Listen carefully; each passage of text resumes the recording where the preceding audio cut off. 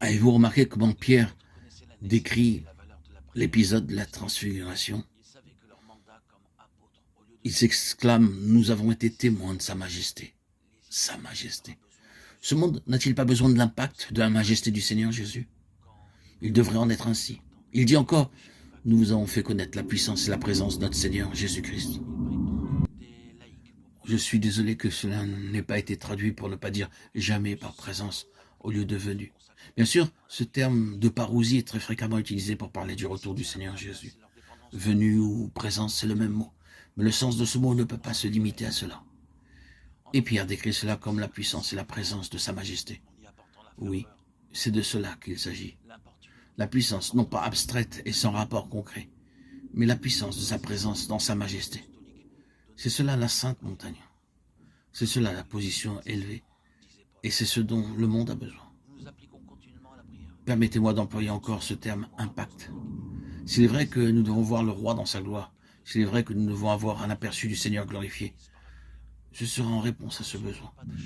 Et jamais il n'y aura d'impact sans que nous l'ayons vu comme le Seigneur glorifié. Il est la réponse pour satisfaire chaque besoin.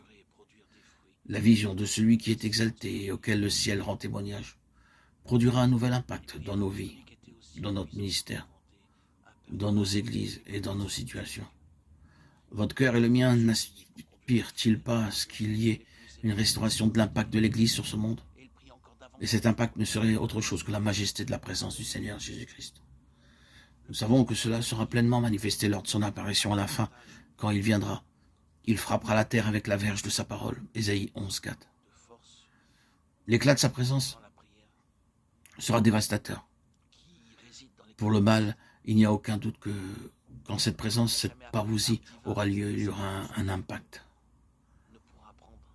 Nous désirons cela et nous prions pour cela. Mais cette expression n'est pas employée seulement pour ce temps-là, mais aussi pour d'autres situations et en différentes occasions. Ce même mot qui est employé pour parler du retour du Seigneur Jésus est exactement le même qui est employé lorsque les apôtres parviennent dans un lieu où qu'ils y sont présents. 1 Corinthiens 16:17 et 2 Corinthiens 7:6. Il est aussi employé pour le Seigneur Jésus dans ce même sens, sur le mont de la transfiguration. Il est venu dans le sens de sa présence dans la gloire. Maintes fois il s'est présenté lui-même et chaque fois il y avait eu un impact préfigurant sa grande et finale présence dans la gloire.